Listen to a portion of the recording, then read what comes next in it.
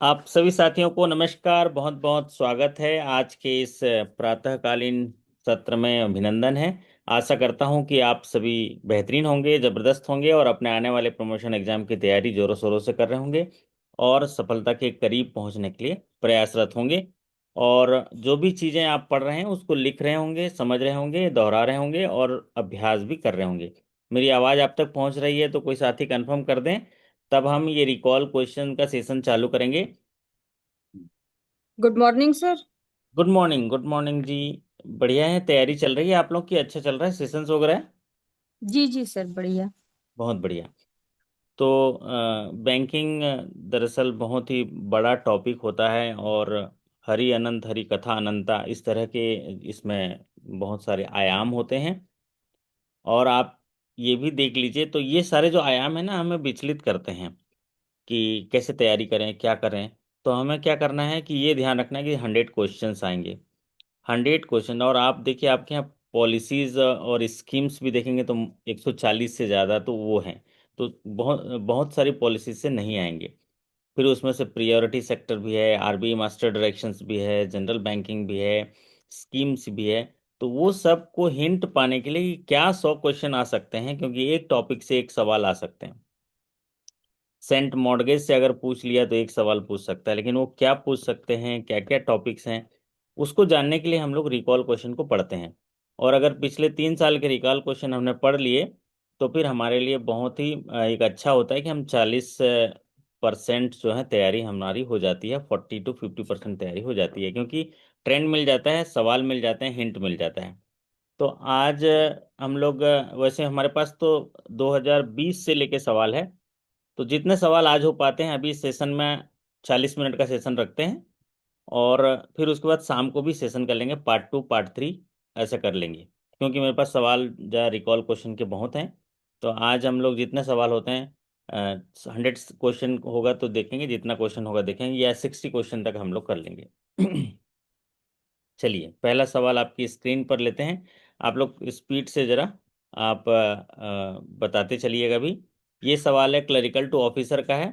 Recall question 15 जनवरी 2023। लेकिन ये भले ही क्लरिकल का है लेकिन हायर स्किल के साथ ही भी इसको देखेंगे, क्योंकि ये टॉपिक को हिंट करते हैं, आपको गाइड करते हैं कि इस टॉपिक को पढ़ना है, इस भाग को पढ़ना है, ऐसे क्वेश्चन फ्रेम होता है। और ये सारे रिकॉल क्वेश्चन जो है आप ही के द्वारा भेजा गया है, कि आप हम जो सीनियर्स हैं उनके द्वारा भेजा गया है, या जो पार्टिसिपेंट रहे पिछले साल या उस समय भेजे गए हैं।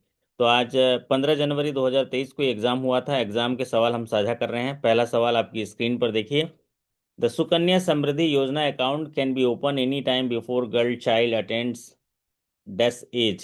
सुकन्या समृद्धि योजना की के खाता खोलने की एलिजिबिलिटी क्राइटेरिया पे सवाल पूछा गया है। तो आप सभी साथी जरा 10-10 सेकंड में जवाब दे देंगे। परिधि जी का जवाब आ गया, किसी एक साथी का जवाब आ गया तो हम लोग आगे क्वेश्चन पे बढ़ जाएंगे। तो सुकन्या समृद्धि योजना मतलब हमें पढ़ना है। ये हिंट देता है कि सुकन्या समृद्धि योजना में जो गर्ल चाइल्ड होते हैं वो 10 साल से कम तक के जो गर्ल चाइल्ड हैं उनका खुल सकता है। और 10 से ऊपर हो जाने पर ये एलिजिबिलिटी नहीं होता। अगला सवाल है notice period under section 13(2) of SARFAESI act. Notice period, Priyanka ji बताइए, नोटिस पीरियड सरफेसी में कितने दिन का दिया जाता है नोटिस पीरियड? 60 डेज का रहता है ना सर? दिया जाता है नोटिस पीरियड। इसको जो है डिमांड नोटिस कहा जाता है। क्या कहा जाता है? Demand notice 60 days. तो ये जो क्वेश्चंस हैं हीरे मोती जैसे इंपॉर्टेंट होते हैं। आप लोग ना टॉपिक भी लिख लीजिएगा। अगर किसी टॉपिक पे आपको पढ़ना है तो मुझे व्हाट्सअप कर दीजिएगा, हम उसको पढ़ा देंगे। तो डिमांड नोटिस 60 डे का होता है। 60 डेज का डिमांड नोटिस देने के बाद फिर उसके बाद पोजीशंस के लिए जाते हैं। पोजीशन लेने के पोजीशन दो तरह के होते हैं, सिंबॉलिक पोजीशन होता है और एक फिजिकल पोजीशन होता है। सिंबॉलिक पोजीशन तो जाके नोटिस चिपका देते हैं, पोजीशन हो गया। और फिजिकल पोजीशन के लिए डीएम जो कोर्ट में सिक्योरिटी लेके जाते हैं उनको परमिशन लेते हैं। तो पोजीशन लेने के 7 दिन के अंदर जो है 2 न्यूज़पेपर में उसको देना होता है कि हमने इस प्रॉपर्टी को पोजीशन ले लिया। और एक सवाल पूछता है कि ये जो सरफेसी का नोटिस आता है उसमें अगर कोई ऑब्जेक्शन आता है तो कितने दिनों में जवाब देना है? वो 15 दिनों में जवाब देना है। और जो ये सेल नोटिस है, सेल करने से पहले 30 डेज का सेल नोटिस जो है 30 डेज का देना है। तो ये डेज जो है याद कर लीजिएगा कि 60 डेज का डिमांड नोटिस होता है। अगर कोई ऑब्जेक्शन आता है तो 15 दिन में जवाब देना है। पोजीशन लेने के 7 दिनों के अंदर न्यूज़पेपर में पब्लिश करनी है। और सेल नोटिस भी 30 डेज का। इतना याद कर लीजिए। फुल फॉर्म आप एलएलपी, एलएलपी का फुल फॉर्म कोई साथी बता देंगे? एलएलपी का फुल फॉर्म प्रियंका जी आप ही बता दीजिए। एलएलपी का फुल फॉर्म क्या होता है? Limited liability partnership. लिप अच्छा। लिमिटेड लाइबिलिटी पार्टनरशिप हमें पढ़ना है, ठीक है विजन जी। लिमिटेड लाइबिलिटी पार्टनरशिप हम पढ़ना है। आपके लॉगिन सेक्शन में सारे जी वीडियोस सर। हैं, लेकिन फिर भी आपको लगता है कि लेटेस्ट पढ़ना हो तो आप मुझे हिंट कर दीजिएगा, व्हाट्सअप कर दीजिएगा। तो चलिए सवाल का आंसर देख लेते हैं। पहला सवाल सुकन्या समृद्धि योजना का पूछा गया था, जिसमें एलिजिबिलिटी क्राइटेरिया है। तो वो 10 ईयर है। और नोटिस पीरियड अंडर सरफेसी जो है वो 60 डेज का है। और फुल फॉर्म ऑफ एलएलपी, अब यहाँ पर क्या है, एक साथी का सवाल आया है श्रीमंत जी का कि अगर सरफेसी चल रहा है और डीआरटी में कुछ जाना है तो उसको 45 दिन का समय मिलता है ना, 45 दिन में। लेकिन डीआरटी में से अपील करने जाना है वहाँ पर तो वहाँ 30 डेज का, लेकिन सरफेसी में यहाँ पर 45 दिन का समय रहता है। तो नोटिस पीरियड जो है demand notice 60 days, full form LLP limited liability partnership. Detail हम लोग अगर वो पढ़ना होगा तो आप मुझे पिंग कर दीजिएगा। अगला सवाल है, देखिए फुल फॉर्म ऑफ बीसीएसबीआई। जरा हमारे विजन जी या कोई प्रियंका जी बीसीएसबीआई का फुल फॉर्म बताइए तो क्या है? कुछ याद आ रहा होगा वहाँ, इस पर तो याद आ ही जाएगा, लेकिन बीसीएसबीआई के बारे में थोड़ा सा देख लीजिएगा कि ऑप्शन देखने से याद आ जाएगा। ऑप्शन देखने से याद आ जाएगा। बहुत बढ़िया, ये अच्छी बात कही आपने। तो बीसीएसबीआई का फुल फॉर्म जो है आप ऑप्शन देखने से जान लेंगे, फिर भी फुल फॉर्म अपने को पता होना चाहिए। Banking codes and standard board of India है। और बीसीएसबीआई जो है, जो बैंकिंग इंडस्ट्री में एक इंडिविजुअल बॉडी है जो वॉच डॉग की भांति काम करता है। इसका जो पर्पस होता है, जो भी बैंकिंग सर्विसेज हैं जिनमें कंज्यूमर होते हैं उनके हितों की रक्षा करना होता है। इसकी शुरुआत जो है 18 फरवरी 2006 को की गई थी। और ये बैंकों के लिए ग्राहकों के साथ एक निष्पक्ष व्यवहार किया जाए, उनके लिए व्यवहार सुनिश्चित किया जाए, तो उसके लिए कोड और स्टैंडर्ड मापदंड बनाया है और उसको स्थापित किया, उसको बढ़ावा देता है। इसलिए आपके पास एक बुक्स भी होती होंगी। और रिजर्व बैंक ने इसे 2020 में इसको हटा दिया है 2020 में, लेकिन अब फिर भी कुछ बैंकों में ये एक हिस्सा है, क्योंकि ये इसमें consumer education and protection department RBI का इसको देखता है, उपभोक्ता शिक्षा संरक्षण विभाग। तो अगर मान लीजिए देखा जाए तो इसको डिसकंटिन्यू तो कर ही दिया गया है, लेकिन फिर भी सवाल पूछ रहा है तो हमें इसके बारे में जानना जरूरी है। Members in joint liability group, joint liability group में कितने मेंबर होंगे हमारे साथी बता देंगे? 4 से 10 होंगे। बहुत बढ़िया, आगे बढ़ते हैं। Maximum two wheeler loan for sub staff under conveyance loan. Maximum two wheeler loan, two wheeler loan में बढ़ोतरी हुई है क्या? अभी रिवाइज हुआ है आपका, देखिए सेंट कन्वीनियंट रिवाइज हुआ है, हाउसिंग लोन रिवाइज हुआ है, लेकिन व्हीकल लोन भी रिवाइज हुआ है क्या? नहीं हुआ है, व्हीकल लोन वही है ना। तो टू व्हीलर लोन 1 लाख रुपए का है, कन्वेंस लोन स्टाफ के लिए, सब स्टाफ के लिए। तो full form of BCSBI banking codes and standard board of India, members joint liability group में 4 से 10, मतलब ये टॉपिक्स हमें हिंट दे रहा है कि इन्हें पढ़ना है। मैक्सिमम टू व्हीलर लोन सब स्टाफ 1 लाख रुपए है, जो आप सभी साथी बता दिए। अगला सवाल देखिए यहाँ पर, IMPS maximum limit per transaction कितना है नितिन जी? मैक्सिमम आईएमपीएस कितना करते हैं आप, कितना कर सकते हैं? मैक्सिमम आईएमपीएस ट्रांजैक्शन जो होते हैं पर ट्रांजैक्शन 5 लाख होते हैं। और पर डे का ट्रांजैक्शन कितना होगा पर डे? पर डे कितना ट्रांजैक्शन होगा? 10 लाख होगा, ठीक है। तो cents of retail advance limit, cents of, तो ये सेंट्स ऑफ रिटेल एडवांस का लोन लिमिट पूछा गया है। जब भी किसी लोन को पढ़ते हैं तो 6 चीजें पढ़नी है। पहला तो एलिजिबिलिटी क्राइटेरिया, दूसरा मैक्सिमम लोन क्वांटम, तीसरा मार्जिन मनी, चौथा जो है रीपेमेंट प्लस मोरेटोरियम, पांचवा जो है सिक्योरिटी या सब्सिडी अगर कुछ है तो, और छठवा जो है सैंक्शनिंग अथॉरिटी, और कोई सेलेंट मतलब अगर कोई उसमें डेविएशन है या कोई स्पेशल फीचर है तो पढ़ने हैं। तो cents of retail loan limit, आप लोग का जो रिटेल वाले स्कीम्स, चूंकि हमने यहाँ पर पढ़ाई नहीं है तो आप लोग याद नहीं होगा, लेकिन आप लोग खुद पढ़े होंगे। तो वो भी सरल तरीके से मैं बना रहा हूँ, आजकल में वो करेंगे। यहाँ पर जो सेंट शॉप के लिए आप कोई साथी जरा टाइप करें, अगर उनको पता है तो, नहीं तो मैं बता ही दूंगा। यहाँ पर एक सवाल और भी है। Section of banking regulation act 1949 giving RBI power to control loan and advance. Loan और एडवांस को कंट्रोल करने के लिए आरबीआई जो है पावर देता है, वो कौन से सेक्शन में है? वो सेक्शन है, यहाँ पर देख लीजिए, 21 सेक्शन है। सेंट्स ऑफ का मिनिमम 5 लाख है, मैक्सिमम 5 करोड़ है। आईएमपीएस का लिमिट पर ट्रांजेक्शन 5 लाख है। तो IMPS maximum limit per transaction 5 lakh है। यूपीआई का maximum transaction limit per transaction limit कितना है यूपीआई का? यूपीआई मैक्सिमम ट्रांजेक्शन कितना है जी, कोई साथी बताएंगे? प्रियंका जी यूपीआई करके बताइए जरा। 1 लाख। 1 लाख है ना, P2P में। तो वन यूपीआई लाख ट्रांजेक्शन होता है पर ट्रांजेक्शन जो है मैक्सिमम 1 लाख है। फिर उसके बाद अगर कोई इंश्योरेंस कैपिटल मार्केट में जाता है तो 5 लाख रुपए है। 5 लाख। हॉस्पिटल वगैरह में जाता है तो 5 लाख रुपए है। तो अभी जो बढ़ोतरी किया है ना 3 क्राइटेरिया में, उसको याद रखिए कि इंश्योरेंस कैपिटल मार्केट में जो 2 लाख था मैक्सिमम, उसको बढ़ा के 5 लाख कर दिया। या हॉस्पिटल या एजुकेशनल इंस्टीट्यूशन में कहीं पेमेंट करना है तो 2 लाख था, उसको बढ़ाकर 5 लाख कर दिया। क्रेडिट कार्ड के बिल पेमेंट करना है तो उसको बढ़ा के 5 लाख कर दिया। या गवर्नमेंट के ई मार्केट पोर्टल पे जो अगर खरीदी बिक्री करना है या कोई लोन रिपेमेंट करना है तो उसकी भी लिमिट 5 लाख बढ़ा दी गई। भले ही आपके मोबाइल से 5 लाख नहीं जा रहा होगा, लेकिन एग्जामिनेशन में आएगा तो 5 लाख टिक कर दीजिएगा। तो एक और चीज याद रख लीजिएगा, 24 आवर्स में कितने मैक्सिमम ट्रांजेक्शन कर सकते हैं यूपीआई में? 24 आवर्स में मैक्सिमम ट्रांजेक्शन कितना अलाउड है जी? वो 20। 20 रुपए 20 सर। कितना में आता है आजकल है? 20 सर, 20। 20 ट्रांजेक्शन कर सकते हैं, ठीक है। चलिए, तो यहाँ पर ये आपने बात जान ली आईएमपीएस और यूपीआई के बारे में। अगला प्रश्न चलते हैं आपके स्क्रीन पर। Standard loan irregular for 7 days to 30 days classified as standard जो है वो SMA 1 दिखाएगा। SMA 1 ये नहीं होना चाहिए क्या? जैसे क्या होगा बताइए हमारे साथी। तो शिवानी जी का जवाब आ गया है, तो फिर सवाल आया है तो जवाब भी होगा, और आप लोग हैं तो सब कुछ लाजवाब भी होगा, है ना। बात छोटी है लेकिन कहना जरूरी है। सवाल बड़े कठिन आने लगे हैं मेरे दोस्त, इसलिए पढ़ना जरूरी है।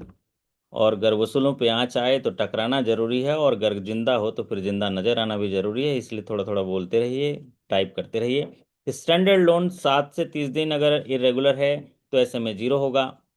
31 दिन से 60 दिन है तो SMA 1 होगा। 61 दिन से 90 दिन है तो SMA 2 होगा। 90 दिन से ऊपर हो गया तो NPA होगा। तो मार्जिन फॉर प्रधानमंत्री कुसुम लोन योजना, कुसुम लोन योजना के लिए मार्जिन बताइए कितना है? प्रधानमंत्री कुसुम जो योजना है उसका मार्जिन पूछा गया है। और हमारे साथी जो हैं कुसुम योजना को तो जानते ही होंगे, 10%। है ना, और अभी पढ़े भी होंगे। प्रियरिटी सेक्टर टारगेट जो है माइक्रो, प्रियरिटी सेक्टर टारगेट जो है माइक्रो, उसके लिए कितना है? प्रियरिटी सेक्टर टारगेट जो है, एक सेकेंड, एक फोन आ रहा है।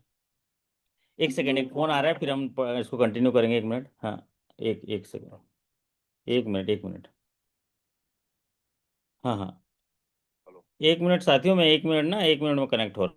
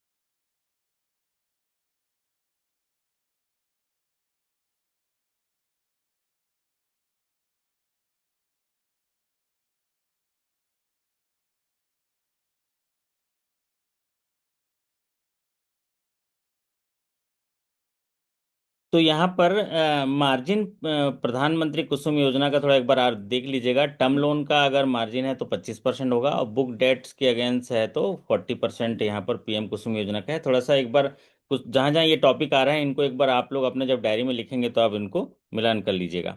Priority sector target micro small enterprises के लिए 7.5% ऑफ एनबीसी और सीओबीई है। ये तो हायर स्केल में भी पूछता रहता है 7.5 का। और एग्रीकल्चर का टारगेट 18% है, टोटल प्रायोरिटी सेक्टर का टारगेट 40% है, वीकर सेक्शन का टारगेट 12% है, और स्मॉल एंड मार्जिनल फार्मर का टारगेट जो है 10% है। इतना तो आपको याद रखना ही पड़ेगा, है ना।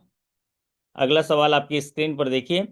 कितने मेंबर्स होते हैं एसएचजी ग्रुप में? ये पॉपुलर सीरीज का सवाल है, आपको पूछा ही जाएगा। आप 10-10 सेकंड लगा दीजिए, कितने मेंबर होंगे? 10 से 20। और डिफिकल्ट एरिया या hilly area, north eastern area में होंगे तो मिनिमम कितने होंगे जो मेंबर हैं, या डिजेबल पर्सन है तो 5 होंगे। तो 5। टोटल मेंबर होंगे 10 से 20। ज़्यादातर यही सवाल 10 से 20 पूछा जाता है। एक immune India FD scheme maturity period, एक special FD scheme central bank of India का आया था जिससे इम्यून इंडिया एफडी में स्कीम आया था। तो इसका पीरियड पूछा गया है। कोई साथी जानते हैं तो ठीक है, नहीं तो मैं जवाब बता दूंगा। लिबरलाइज रेमिटेंस स्कीम्स पर फाइनेंशियल ईयर, ये सभी लोग जानते होंगे। इम्यून जो है ये स्पेशल डिपॉजिट स्कीम्स रहा जो 1111 दिनों के लिए बनाए जाते थे, है ना। और लिबरलाइज रेमिटेंस स्कीम्स में एक फाइनेंशियल ईयर में 2,50,000 US डॉलर जो है आप विदेश ले जा सकते हैं, ये बात कही गई है। तो मेंबर्स इन एसएचजी ग्रुप 10 से 20। Immune India FD schemes maturity period 1,111 days है। क्योंकि बैंक में आप देखे होंगे जितने भी 777 डेज हैं, 444 डेज हैं, 441 डेज हैं, इनको थोड़ा सा एक बार देख लीजिएगा। लिबरलाइज रेमिटेंस स्कीम्स पर फाइनेंशियल ईयर 2,50,000 US डॉलर जो है लिबरलाइज स्कीम्स में है। अब अगला सवाल देखिए यहाँ पर। Period for NP account become सब स्टैंडर्ड, मतलब सब स्टैंडर्ड में वो कितने दिन रहेगा, ये पूछा गया है सवाल। बताइए कोई। जैसे आप देखेंगे कि 1 साल। हाँ जी, कितने साल रहेगा जी? 1 साल। 1 साल रहेगा, है ना, 12 महीना रहेगा। तो एसएमए 0 में 1 से 30 दिन रहेगा, और एसएमए 1 में 31 से 60 दिन रहेगा, एसएमए 2 में 61 से 90 दिन रहेगा, और 90 दिन से ऊपर हो जाने पर सब स्टैंडर्ड रहेगा। सब स्टैंडर्ड में 12 महीना रहेगा। उसके बाद डाउटफुल 1 में रहेगा 12 महीना। उसके बाद डाउटफुल 2 में रहेगा 24 महीना। फिर उसके बाद 24 महीना। 3 में रहेगा, और डाउटफुल 3 में पड़े रहेगा जब तक कि उसको लॉस डिक्लेयर ना करें, है ना। और डाउटफुल 3 में चला जाता है जी तो सर। प्रोविजन हो जाता है। बस ये क्रोनोलॉजी याद रख लीजिए। TAT for customer complaint regional office में कितने दिन में रिजॉल्व हो जाने चाहिए? सभी बैंकों का अलग अलग होता है, ये सेंट्रल बैंक का सवाल है। 14 डेज लिखा है। रीजनल ऑफिस में एक तो ब्रांचेस में 10 दिन है, और रीजनल ऑफिस में कितने दिन है प्रियंका जी? मैंने पढ़ाया था, आपको याद है? प्रियंका जी चली गई। नहीं सर, हूँ। हाँ, तो ध्यान नहीं है शायद सर। पहले ही सेशन मैंने लिया था ग्रीवेंसेस का। तो एक एक 10, 15, 18, 21 है, याद कर लीजिए। 10 दिन जो है ब्रांचेस में है, और 12 दिन आरओ में है बोल रहे हैं। 10 दिन ब्रांच में है। और एक बार एक देख लीजिएगा तो आपका कस्टमर ग्रीवेंसेस, तो उसको ठीक कर लीजिएगा। 10, 15, 18, 21 होना चाहिए। 21 दिन हमारा लास्ट है। एक बार और कोई चेक कर लीजिएगा जाके। और वुमेन हरासमेंट कंप्लेंट जो है अगर कोई आता है तो कितने दिनों में डील हो जाने चाहिए पूरे? तो ये 90 डेज का कॉन्सेप्ट है। तो आप देख लेते हैं। Period for NP account 12 months. अगर रीजनल ऑफिस में कोई कंप्लेंट है तो 15 दिन, ब्रांच में कोई कंप्लेंट है तो 10 दिन, जेडो में है तो 18 दिन, सेंट्रल ऑफिस में है 21 दिन। तो इसको थोड़ा एक बार आप देख लीजिएगा 12 है कि 15 है। तो वुमेन हरासमेंट जो है 90 डेज में डील हो जाने चाहिए, ये बात कही गई है। तो मतलब ये सारे टॉपिक हमको दे रहे हैं। अगर आपको लगता है कि इस पर कुछ टॉपिक पढ़ना है तो हम लोग पढ़ ही डालेंगे, यही समय है। मतलब ज़्यादा जो भी बोलेंगे मैं मान जाऊंगा, उसको पढ़ा दूंगा। बस ये है कि थोड़ा छुट्टी के दिन होगा तो दिन में थोड़ा ज़्यादा पढ़ लेंगे इस बार, संडे वनडे को, है ना। Period for NP account become सब स्टैंडर्ड, ये तो डबल रिपीट हो गया, वही है। तो आप ये हो गया। अगला सवाल देखिए यहाँ पर। Annual income for two wheeler loan under cent vehicle loan, cent vehicle अगर कोई लोन देना चाहता है तो उसकी इनकम कितनी होनी चाहिए टू व्हीलर के लिए मिनिमम, है ना? तो टू व्हीलर के लिए कितनी होनी चाहिए बताइए? 1,80,000 होनी चाहिए। फोर व्हीलर के लिए कितनी होनी चाहिए? फोर व्हीलर के लिए 2,40,000 होनी चाहिए। मतलब कहने का तात्पर्य ये है कि अगर कोई टू व्हीलर लेना चाहता है तो 1,80,000 कम से कम जो है वो इनकम होनी चाहिए, 15,000 महीना। और फोर व्हीलर है तो सर लगभग 3 लाख रुपए है ना फोर व्हीलर के लिए?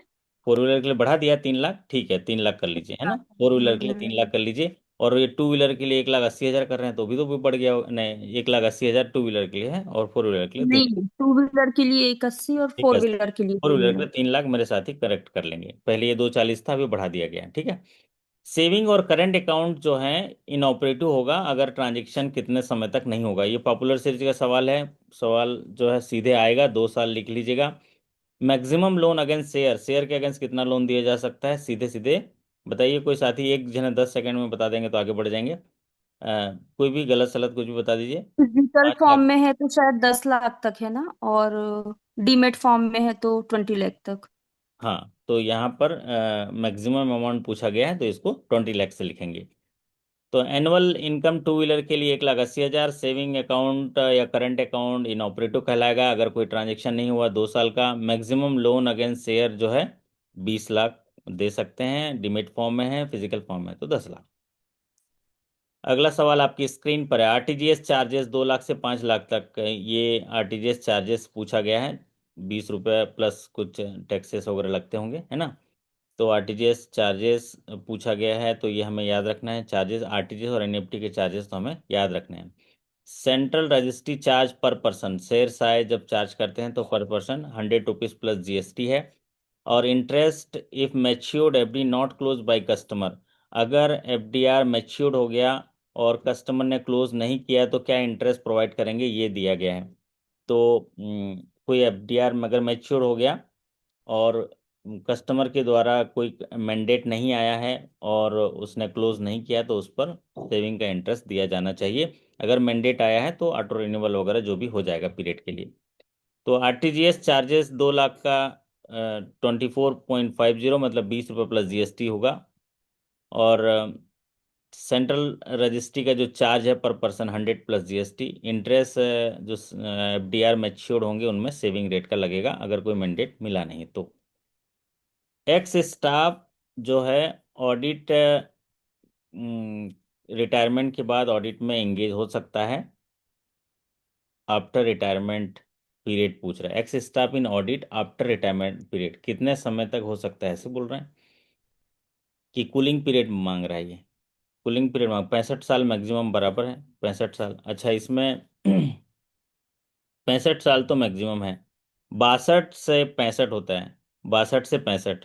तो 3 साल का होना चाहिए इसमें, है ना? देखते हैं क्या है। सवाल थोड़ा छोटा छोटा रहता है क्योंकि साथी लोग साझा करते हैं, लेकिन हमको ये हिंट देता है कि इस चीज़ को जाके पढ़ लेना है कि एक्स स्टाफ को एंगेज करना है ऑडिट में तो उसकी क्राइटेरिया क्या है, एलिजिबिलिटी क्राइटेरिया। तो 65 साल मैक्सिमम, ये भी सही है। 3 साल कर सकते हैं, वो भी सही है। और एक कूलिंग पीरियड होता है कि इमिडिएटली अभी रिटायर हुआ कल से मत लगा दीजिए, कूलिंग पीरियड रख दीजिए। क्योंकि कूलिंग पीरियड में इसलिए रखते हैं क्योंकि कोई वारदात वगैरह कुछ आया उनमें तो उसमें भी देखा जाता है उनके पीरियड का, है ना? Personal interest not to be charge for loan up to, personal penal interest, penal interest not to be charge for loan up to ऐसे लिखा है। तो ये penal interest not to be charge, ये भी अधूरा लग रहा है क्वेश्चन, अभी देखते हैं क्या चीज़ का है। Agri infra scheme maximum loan without collateral, agri infra scheme में मैक्सिमम लोन विदाउट कोलेटरल कितना देते हैं? तो पेनल इंटरेस्ट में उसमें गवर्नमेंट की गाइडलाइन होती है। तो आप उसमें दिया गया 25,000, लेकिन ये बढ़ के 50,000 हो गया, हमारे साथ ही सुधार लेंगे। ये पुराना चूंकि 2023 का सवाल है इसलिए 25,000 लिखा है। अभी ये आज की तारीख पर अगर पूछेगा ये सवाल, पिनल इंटरेस्ट नहीं लिया जाना है तो पिनल इंटरेस्ट होगा 50,000 तक आपका जवाब होना चाहिए। इसको सुधार लीजिएगा, जब अपडेट करूंगा तो मैं सुधार दूंगा। एग्री इंफ्रा स्कीम में विदाउट कोलेटरल 2 करोड़ तक के लोन किए जाएंगे एग्री इंफ्रा स्कीम्स में, तो ये याद रख लीजिए। अगला सवाल आपकी स्क्रीन पर देखिए। Maximum loan under cent rental scheme, cent rental scheme में मैक्सिमम लोन कितना देते हैं? मैक्सिमम और मिनिमम आप लोग याद रख लीजिएगा सभी लोन स्कीम्स का एक बुकलेट बना के। जैसे कि लोन स्कीम में मैंने बताया 5 चीज़ें तो पढ़नी ही पढ़नी है। Eligibility, maximum loan, margin money, repayment period with moratorium, और सब्सिडी या कोलेटरल, और सैंक्शनिंग अथॉरिटी, और कोई डेविएशन। तो रिटेल के स्कीम्स जितने हैं उनमें आपको ये याद रखना है। Maximum moratorium for house building construction, maximum moratorium house building में कितना होता है? 36 मंथ कि 18 महीना? 48 है ना सर? 48 नहीं है, 40 फोर्टी है। सर एट है। 48 है सर मैक्सिमम। हाउस बिल्डिंग में फोर्टी मैक्सिमम। एट है। Okay. Hmm. Maximum loan under cent agri clinic business loan जो है, मैक्सिमम लोन कितना होता है? आइए आंसर देखते हैं। तो maximum moratorium for house building construction loan, ये थोड़ा देख लीजिएगा आप, यहाँ तो 18 महीना दिख रहा है। एक बार हाउस बिल्डिंग कंस्ट्रक्शन लोन की सर्कुलर एक बार फॉलो कर लीजिएगा, एक बार देख लीजिएगा कितना बोल रहा है, कितना बोल रहा है राम लगन जी, आपने देखा होगा। हाउस बिल्डिंग कंस्ट्रक्शन में कितना है? 18 महीने। 48 मंथ है, लेकिन 18 महीने के बाद अगर होता है तो इंटरेस्ट सर्विस करना पड़ता है।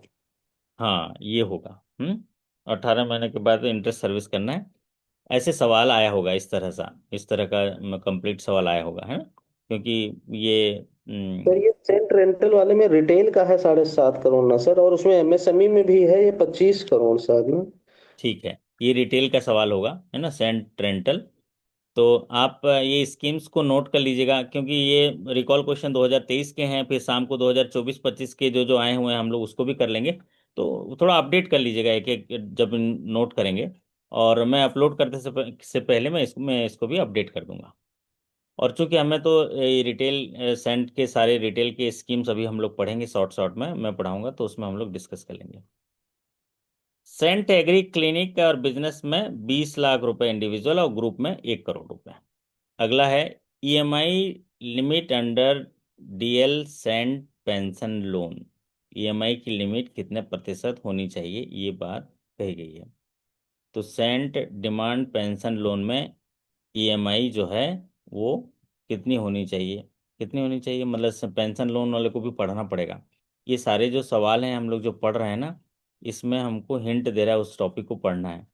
तो उसका जो मंथली जो पेंशन है उससे 50% से ज़्यादा नहीं होना चाहिए, ऐसा मेरे को हिंट आ रहा है। आप लोग पढ़े होंगे तो देख लीजिएगा, नहीं तो फिर पढ़ लेंगे बाद में। तो ये 50% से ज़्यादा नहीं होना चाहिए। जो लोन डील करते होंगे उन लोग देखे होंगे, राम लगन जी ने बोली दिया तो उतना ही होगा। DRI rate for ST SC beneficiary, DRI में रेट इंटरेस्ट रेट कितना लगता है जी? Differential four rate of percent interest में 4% लगता है। Maximum value of gift bank can offer to customer, कितने रुपए का गिफ्ट मैक्सिमम दे सकते हैं जी? 250 रुपये। 250 रुपये। तो ईएमआई जो सेंट पेंशन लोन में 50% है, डीआरआई में 4% है, मैक्सिमम वैल्यू फॉर गिफ्ट 250 रुपये है। क्वेश्चन देखिए, full form of PPI, PPI का फुल फॉर्म दिया गया है। प्रीपेमेंट इंस्ट्रूमेंट होता है। Maximum loan under SRTO, maximum loan SRTO में कितना होता है राम लगन जी? एसआरटीओ में मैक्सिमम लोन कितना होगा? 5 करोड़ तक होगा, 5 करोड़ है ना?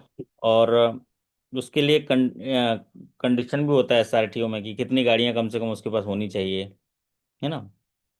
5 गाड़ी कम से कम होनी चाहिए, ऐसा क्या क्या कंडीशन होता है किसी भी लोन स्कीम्स का, वो देख लीजिएगा। Maximum loan under SRTO 5 crore.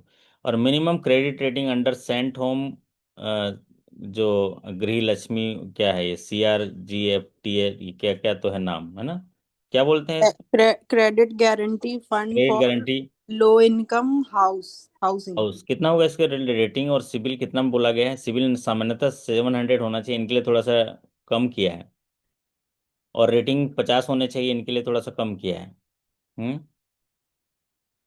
लो सिक्स इनकम ग्रुप सेवेंटी के लिए। Five sir. हाँ 75 किया है। ठीक है, देख सिक्स लेते सेवेंटी हैं आप। Five sir.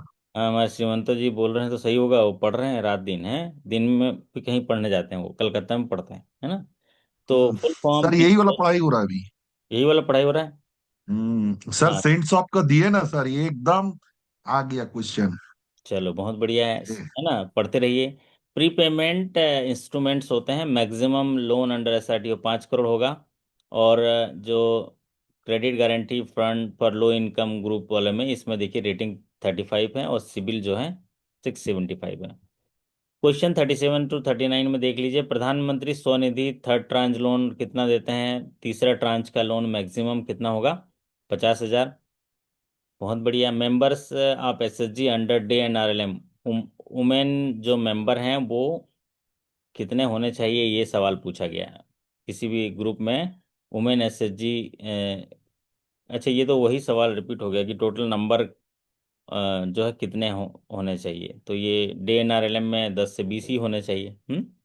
10 से 20 होने चाहिए अगर टोटल नंबर वाला, तो ये रिपीट हो गया होगा सवाल क्योंकि सर उस, ये पीएम स्वनिधि में पहले तो 10,000 ही था, फिर बाद में ये हाँ क्या लिमिट बढ़ाया है सर? हाँ बढ़ाया, फर्स्ट टाइम अंग्रेजों के जमाने का बढ़ गया है। बहुत 30,000 हो गया डायरेक्ट।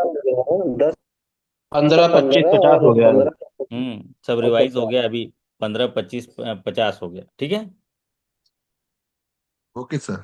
चलिए, तो मेंबर्स एसएचजी में 10 से 20 होंगे। एक्सपीरियंस रिक्वायर्ड, एमडी पोस्ट के लिए एक्सपीरियंस कितने साल का रिक्वायर्ड होता है जी, 3 साल का होना चाहिए। देखते हैं। जैसे प्रधानमंत्री स्वनिधि थर्ड ट्रांच 50,000 है, मेंबर एसएचजी 10 से 20 चाहिए। एक्सपीरियंस सीएमडी पोस्ट के लिए जाने के लिए ईडी में 6 महीने से ऊपर का एक्सपीरियंस चाहिए। अच्छा, ऐसा सवाल था, मतलब वो सवाल थोड़ा लंबा होगा कि एग्जीक्यूटिव डायरेक्टर कम से कम 6 महीने से ज़्यादा का पीरियड का होना चाहिए, तब वो एमडी पोस्ट के लिए होंगे, ये सवाल पूछा गया। बताइए, देखिए कितना नया सवाल पूछ लिया। अगला सवाल आप, आसान है। हाँ जी। आसान दिखने में है लेकिन टिपिकल है, ये किसी को नहीं पता। हाँ हाँ, बहुत कठिन है। Maximum loan under cent GST scheme, है ना, सेंट जीएसटी में मैक्सिमम लोन जो है वो पूछा गया। आंसर पहले दिख गया इसमें, कोई बात नहीं। मैक्सिमम लोन सेंट जीएसटी में 2 crore. Full form of MCLR, तो एमसीएलआर का फुल फॉर्म पूछा गया है, ये पिछले साल तक भी एमसीएलआर का पूछा गया है। तो एमसीएलआर का फुल फॉर्म आप लोग याद कर लीजिएगा, marginal cost of fund based lending rate होता है। X gratia amount in case of सब स्टाफ डेथ, तो एक्स ग्रेशिया जो सब स्टाफ की अगर डेथ हो जाती है तो वो कितना मिलता है, 6 लाख है कि 10 लाख है जी रामलगन जी, कितना मिलता है, 6 लाख। छः 6 लाख लाख है। सर। ठीक चलिए, है। तो आंसर देख लेते हैं। मैक्सिमम लोन सेंट जीएसटी में 2 करोड़ है। यहाँ पर ये बदलाव हो गया होगा, देखिए तो सीजीटीएमएससी में जैसे तो पाँच 5 करोड़ करोड़ हो गया था। 5 करोड़ हो गया हाँ सीजीटीएमएससी में। मिनिमम 10 लाख, मैक्सिमम ओके, तो 5 ये, करोड़ से। हाँ 5 करोड़ हो गया होगा।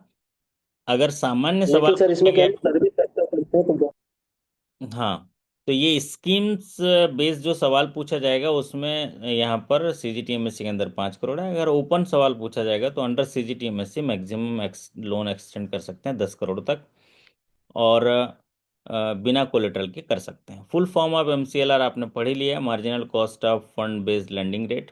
एक्स ग्रेशिया अमाउंट पे किया जाता है सब स्टाफ के डेथ में 6 लैक्स। और अगला पार्ट देख लीजिए, यहाँ पर rate of charge for online IMPS transaction.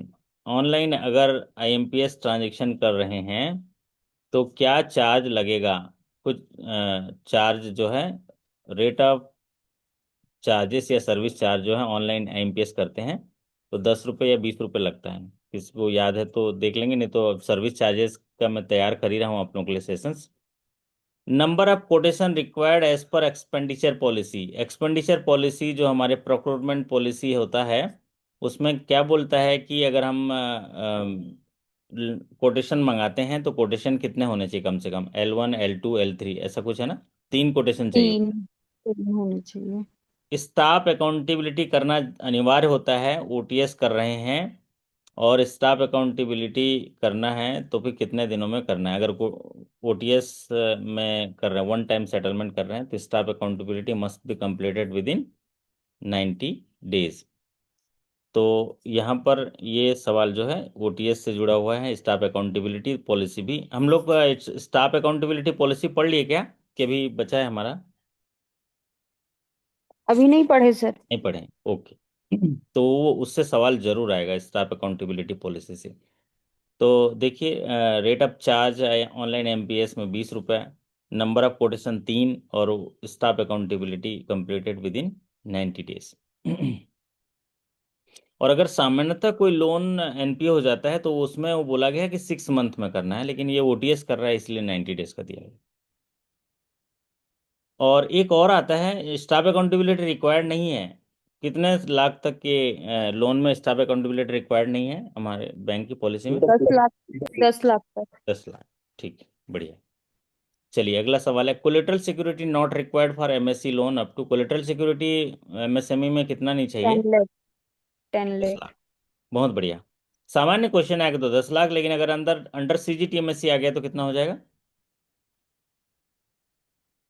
तो सर्विस में 10 दो करोड़ 10 10 करोड़ हो जाएगा अगर सीजीटीएमएससी में आ जाएगा तो 10 10 करोड़ करोड़ सर। है ना? सर इस बजट में ही तो बढ़ाया 5 से 10 करोड़। पढ़ा है क्या? अरे वाह, बहुत बढ़िया।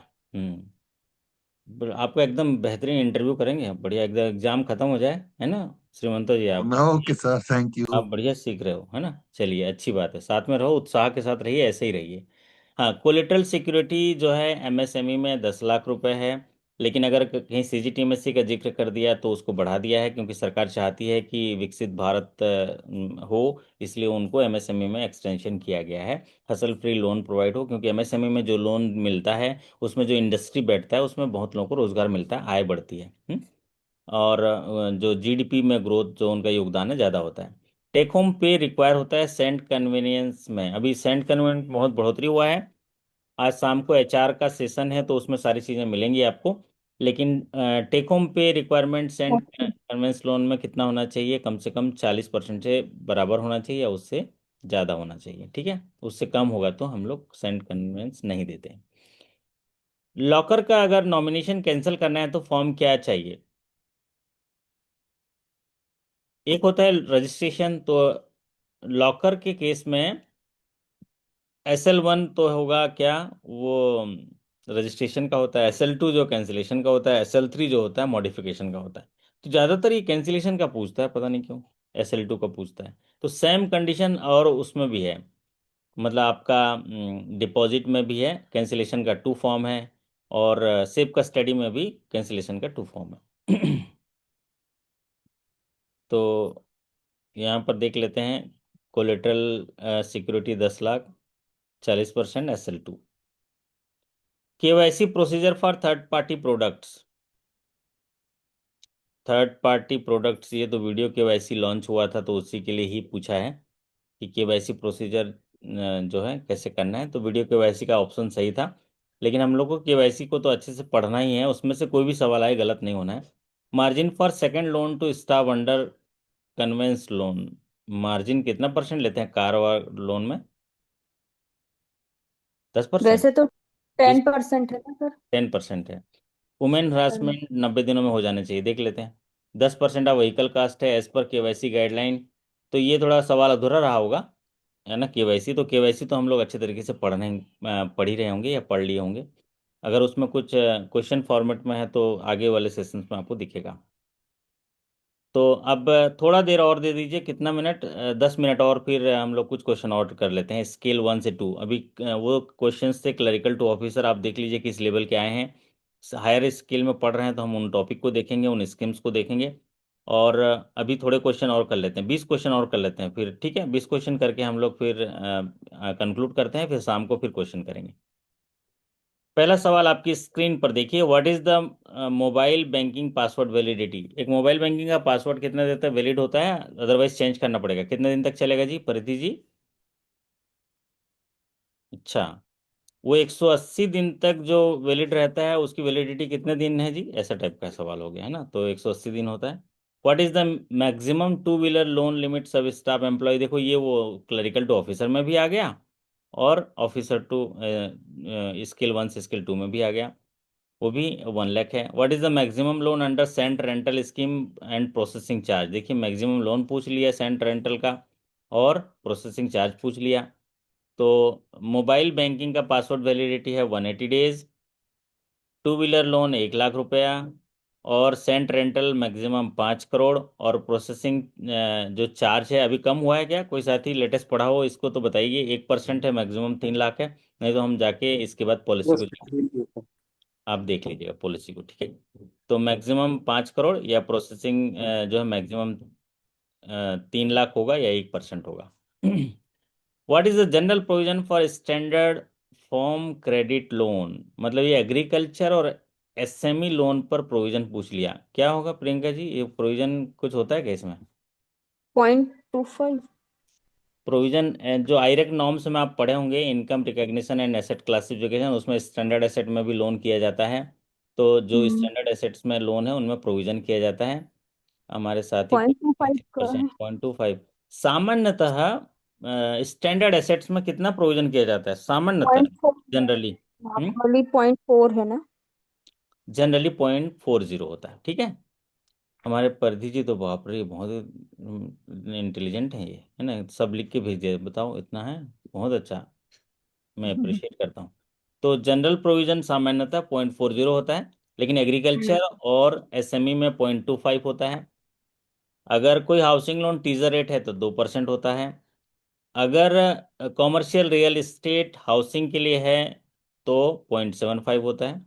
कॉमर्शियल रियल इस्टेट अगर कॉमर्शियल शॉप वॉप के लिए है तो 1% होता है।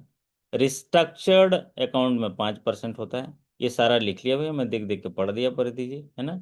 चॉकलेट खिलाना पड़ेगा आपको सबको, है ना। चलिए, तो सस्पिशियस ट्रांजेक्शन रिपोर्ट जो है किसको सबमिट किया जाता है जी, बताइए तो। Hmm suspicious transaction FIUND, report, FIUIND, F I hmm. I N D U I किया एन जाता डी। है, कितने दिनों में किया जाता है जी?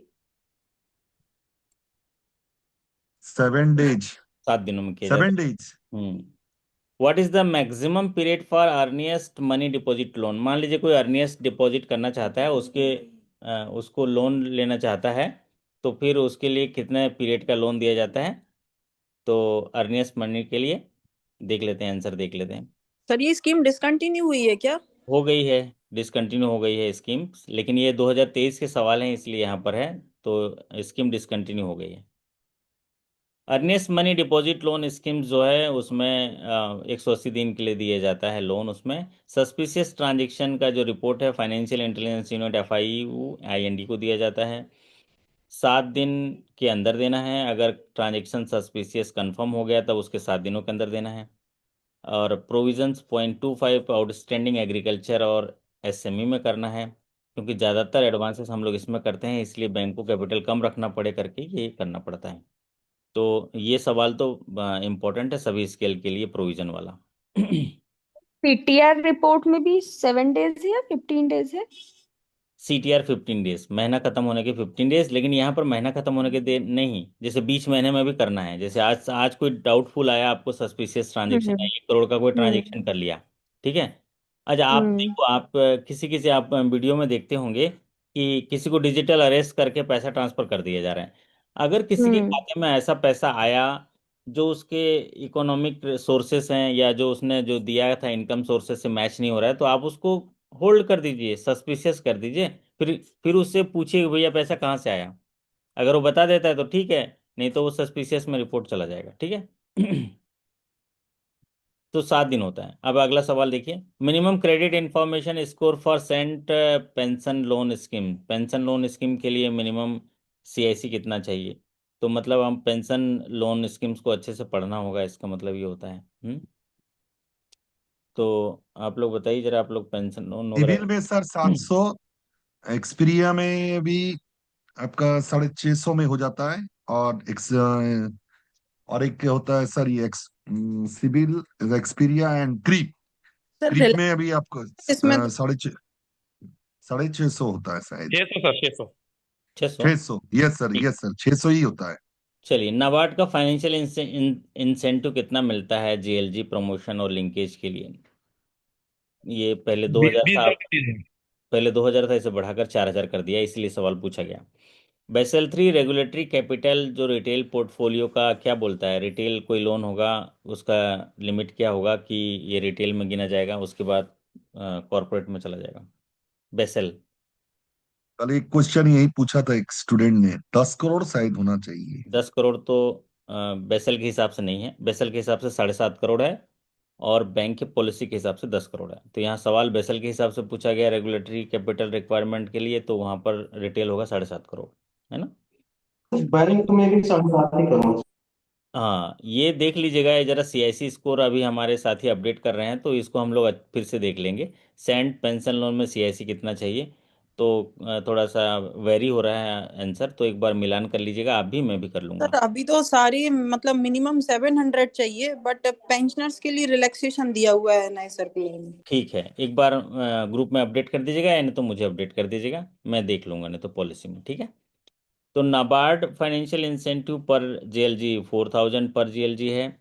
पहले ये 2000 था, इसे बढ़ा दिया है, इसलिए यहाँ पर ये ध्यान रखना है। और रिटेल जो पोर्टफोलियो एक्सपोजर है बेसल के हिसाब से 7.5 करोड़ है, बैंक की पॉलिसी के हिसाब से 10 करोड़ है। जैसा पूछा जाए वैसा जवाब दे दीजिएगा। Who is the nodal agency पर पीएमईजीपी स्कीम्स, पॉपुलर सीरीज का सवाल है। केवीआईसी होता है। ऐसी होगा। पीपीएफ अकाउंट का मैच्योरिटी पीरियड क्या होता है? पीपीएफ अकाउंट जो है मैच्योरिटी पीरियड होता है 15 साल के लिए 15। होता है। इंटरनेट का बैंकिंग पासवर्ड का मिनिमम कितना लेंथ होता है जी? मिनिमम। मैक्सिमम कितना होता है? Maximum 50, maximum 50। है ना? तो khadi and village industry commission full form होता है पीएमईजीपी के जो नोडल एजेंसी होता है, इम्प्लीमेंटिंग एजेंसी होता है KVIC. PPF account maturity period 15 साल का, और इसको 5-5 साल के में एक्सटेंड भी किया जाएगा। इंटरनेट बैंकिंग पासवर्ड लेंथ होता है 8 कैरेक्टर का मिनिमम, मैक्सिमम 50 कैरेक्टर का। What is the down payment for OTS offer? Down payment कितना है? 5% है कि 10% है ओटीएस में? 5%। 5% है ना? 5% सर अपफ्रंट रिकवरी में, और उसके हम्म। बाद आपको 5% और भी लेना होता है विद इन 30 डेज के अंदर में। ठीक बात है। 10% है, लेकिन जो ये डाउन अपफ्रंट पेमेंट है रिकवरी यहाँ में पर 5% है सर। 5% है ना? How many members are there in a self help group? ये भी तो कॉमन क्वेश्चन है, जो देखो क्लरिकल 5 से 20। है इसमें भी, है ना? Rate of provisioning for standard asset under commercial real estate. Commercial real estate में स्टैंडर्ड एसेट में प्रोविजनिंग कितनी है? तो down payment for OTS 5% offer amount, इसका डिस्क्रिप्शन अच्छे से देख लीजिएगा, जैसा कंडीशन क्या दे रहा है तो ओटीएस में पढ़ लेंगे। उसके सवाल थोड़े छोटे हैं, अधूरे हो सकते हैं, इसी वजह से ये अप्रोप्रिएट आंसर आपको देखना होगा। How many member? 10 से 20। Real commercial real estate housing के केस में 0.75 प्रोविजन होता है। और commercial real estate commercial units होते हैं, शॉप्स वगैरह के लिए होंगे तो 1% ऑफ आउटस्टैंडिंग होंगे प्रोविजन। अगला सवाल देखिए, विसिल ब्लोअर पॉलिसी के हिसाब से इन्वेस्टिगेशन टाइम कितना दिया जाता है? विसिल ब्लोअर पॉलिसी में एम्प्लॉई स्टाफ जो हैं विसिल बजाते हैं, कोई अनएथिकल काम हो रहा है, करप्शन का काम हो रहा है, या मिस अप्रोप्रिएशन ऑफ एसेट्स हो रहा है, या अपने आसपास गलत काम हो रहा है, नियमानुसार नहीं हो रहा है, तो नाम छुपाया जाता है उसका।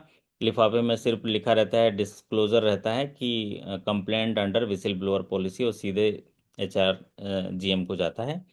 तो यहाँ पर कितने दिनों का इन्वेस्टिगेशन टाइम दिया गया है? वो 15 दिनों का होगा, शायद 90 दिनों का है। एक बार विसिल ब्लोअर पॉलिसी, अभी हमारी पढ़ाई हो गई, विसिल ब्लोअर पॉलिसी पढ़ ली हम लोग। 45 डेज। अच्छा, नहीं अभी प्रियंका जी विसिल ब्लोअर हो गया पॉलिसी आपका? जी सर जी। हो गया है? 30 डेज, हाँ सर हो गया है। अच्छा, तो विसिल ब्लोअर पॉलिसी में क्या बताया गया? इसमें कुछ बताया विसिल ब्लोअर पॉलिसी में? हाँ, शायद 30 30 डेज है डेज। Sir, 30 days. 30 डेज का है सर। अच्छा, ठीक है, देखते हैं विसिल ब्लोअर पॉलिसी में कितना दिन का बताया है ना? तो मेरे हिसाब से तो 15 दिन दिख रहा है, एक बार आप लोग जाके देख लीजिएगा, है ना? विसिल ब्लोअर पॉलिसी में, विसिल ब्लोअर पॉलिसी में 15 दिन का यहाँ दिया गया है। और कस्टमर कंप्लेंट सीओ लेवल पे ये गलत है, 21 दिन का है। कस्टमर कंप्लेंट सीओ लेवल पे 21 दिन का है। और यहाँ पर सुधार दीजिएगा, 5 दिन पहले 5 दिन था, अभी ये 21 दिन का हो गया। सीओ लेवल पर कोई जाता है तो 21 दिन का होता है, 10, 15, 18, 21 दिन ऐसे कर लीजिएगा।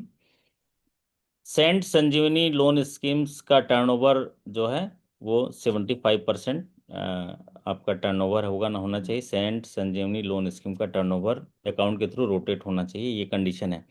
मतलब अपने को इस तरह से पढ़ना पड़ेगा, कैसे कैसे ये आइडिया दे रहा है, देखिए सवाल कैसे आ रहे हैं। आज के सेशन का ये लास्ट क्वेश्चन है, फिर उसके बाद शाम को फिर क्वेश्चन करेंगे।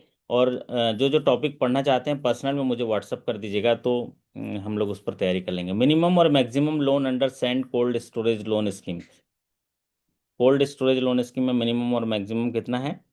मिनिमम 10 लाख है, मैक्सिमम 50 करोड़ है। तो इतना ही क्वेश्चन आज बना पाया। वैसे तो क्वेश्चन बहुत है मेरे पास, लेकिन थोड़ा उसको क्रिएट करने के लिए समय लगता है। आज शाम को फिर हम लोग 100 क्वेश्चन रिकॉल क्वेश्चन पढ़ लेंगे। रिकॉल क्वेश्चन पढ़ने से हमारा 50% तैयारी हो जाता है, हिंट मिल जाता है, क्योंकि उस क्वेश्चन के बाद हम उस पॉलिसी को, उस स्कीम्स को पढ़ लेते हैं। जितने भी स्कीम्स और पॉलिसी यहाँ पर जिक्र किया गया है, आप लोग भी उनको पढ़ लीजिएगा, नोट्स बना लीजिएगा। बस थोड़ी सी मेहनत, लगन और विश्वास आपको लक्ष्य की ओर ले जा सकता है, और यही समय है, यही पल है जो हमको करना होता है। अदरवाइज बैंकिंग एक ऐसा इंडस्ट्री है जहाँ पर इंगेज इंडस्ट्री है, इमर्ज इंडस्ट्री है, चेंजिंग इंडस्ट्री है, चैलेंजिंग इंडस्ट्री है, हमको पता ही नहीं चलता कि क्या ही क्या बदल रहा है। ठीक है, तो आप लोग इस साथ में रहिए। और फिर आप लोगों को भी टास्क दूंगा, 10-10 क्वेश्चन आप लोग बना के लाएंगे। 20 लोग हैं, तो 20 लोग 10-10 क्वेश्चन लाएंगे, तो 200 क्वेश्चन तैयार हो जाएंगे। तो आप सबको पर्सनली मैं टास्क दूंगा। तो दो दो स्कीम का क्वेश्चन आप क्रिएट करेंगे, क्वेश्चन और आंसर मुझे भेज देंगे, मैं फिर यहाँ पर तैयार कर लूंगा। और उसके बारे में अगर कोई बात होगी तो आपसे डिस्कस भी करेंगे। तो आप लोग तैयार हैं तो एक थम्स अप करिए, फिर हम आपसे विदा लेते हैं, है ना। तो 200 क्वेश्चन हम लोग इम्पोर्टेंट आपके लिए स्कीम वाइज निकालेंगे। तो आप सभी के अच्छे कार्य निष्पादन, बेहतर स्वास्थ्य और शानदार सफलता की कामना करते हैं। आपसे विदा लेते हैं। बहुत बहुत धन्यवाद। नमस्कार। Thank you so much.